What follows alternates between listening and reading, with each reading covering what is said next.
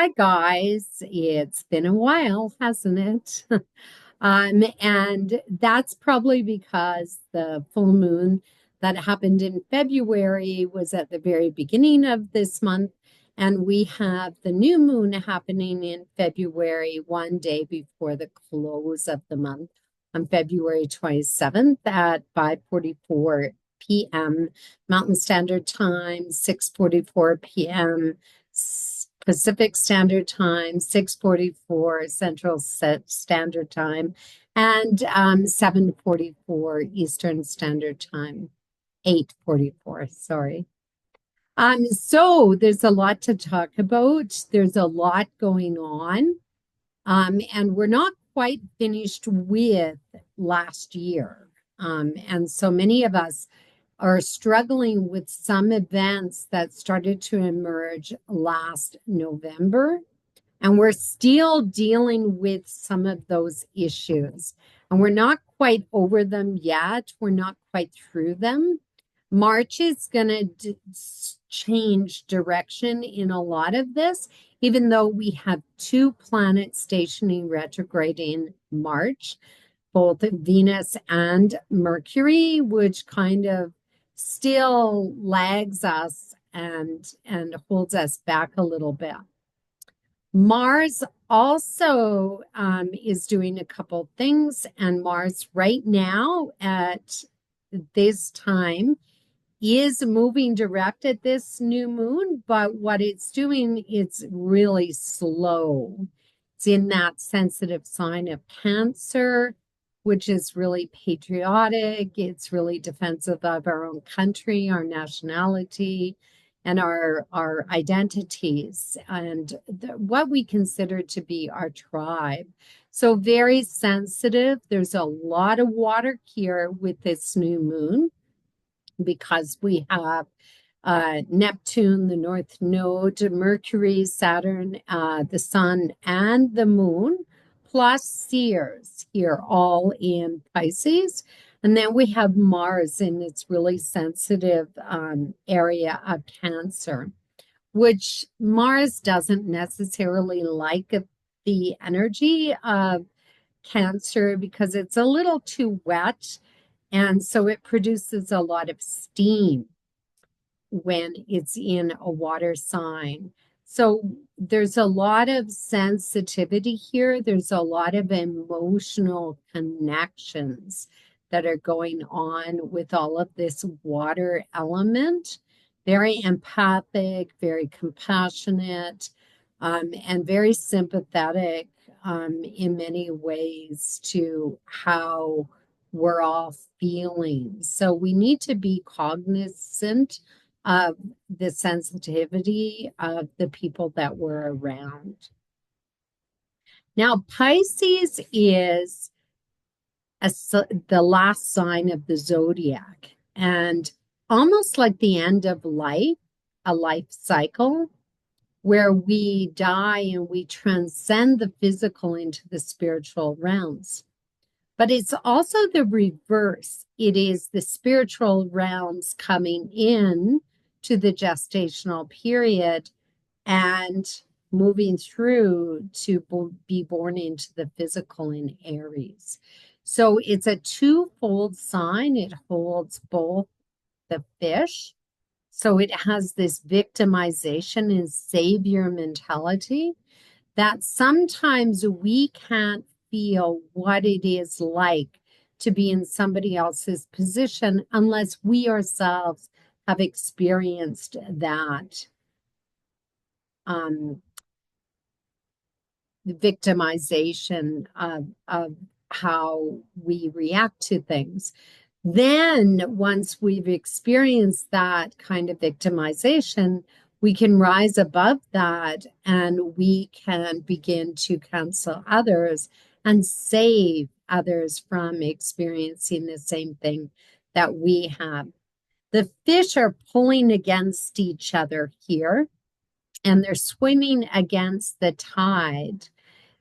So it's almost like they're dissolving energy, dissolving what was, and then recreating something else in its place. And so there can be a lot of confusion with that, or that we're missing certain elements that we're just not seeing, like a smoke and mirror kind of energy associated with the Pisces realm. This is a new moon, so this definitely is a gestational thing that is occurring. And many things are dissolving at this time in anticipation for something new to be birthed, some new vision, some creative energy that is happening. Because there's so much water here, we have to be careful that we don't get swept away into believing something that perhaps isn't true. That's why the Pisces realms can be very deceptive, because we can get pulled to believe something that maybe doesn't really exist. So scams, all of those types of things could happen as certain individuals play on our sympathy, play on our vulnerability. And we can be very vulnerable here. So you need to watch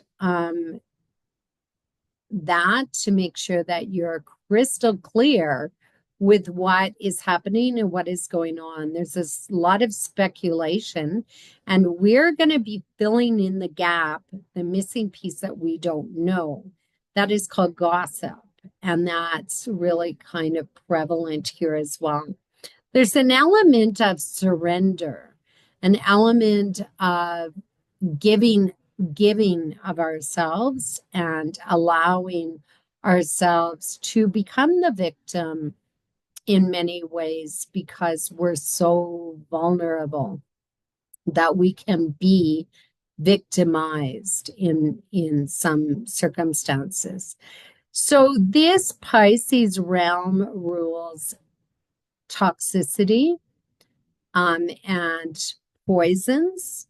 It rules, addictions, the pharmaceutical companies, drugs. It rules things like oil and gas, the movement, the liquefaction of certain things.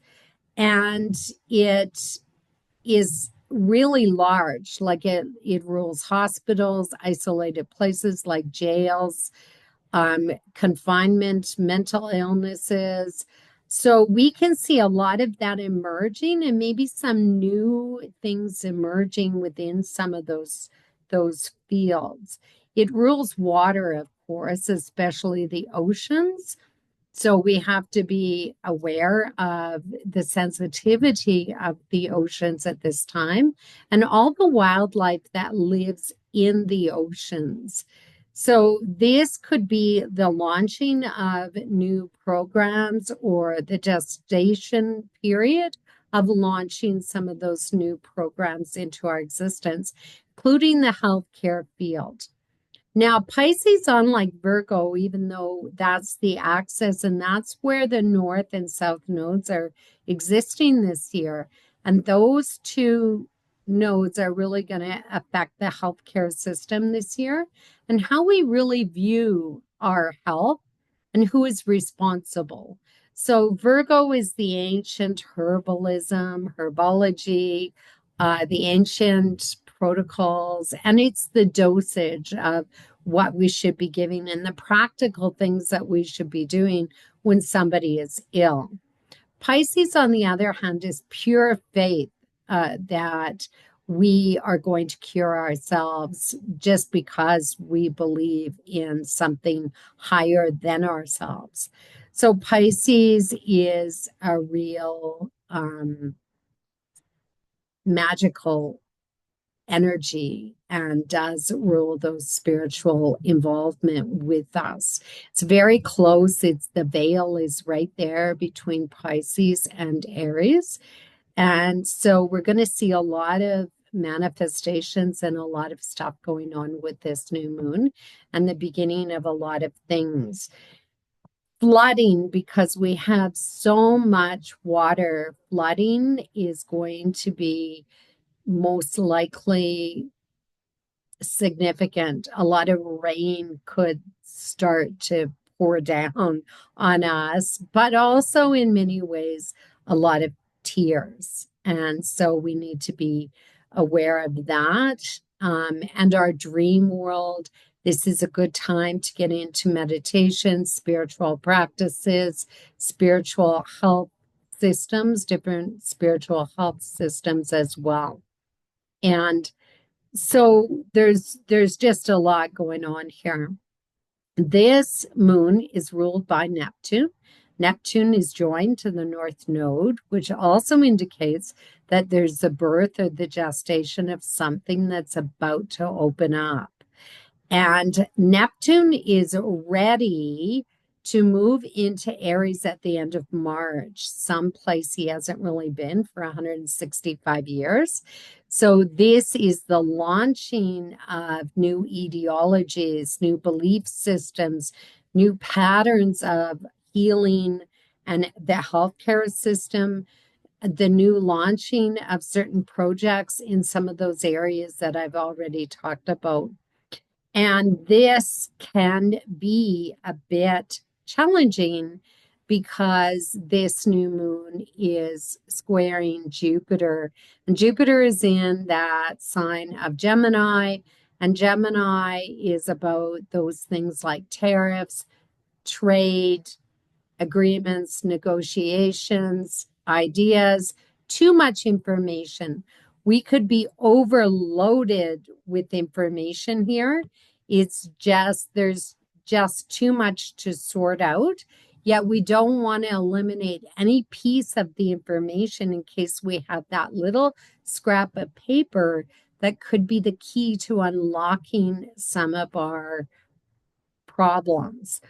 So a lot of people are going to be gathering information here as they set the tone for where it is that they want to go in the future. And that is really important. And it's just a bit overwhelming. That's why we could be just overwhelmed with a lot of stuff here.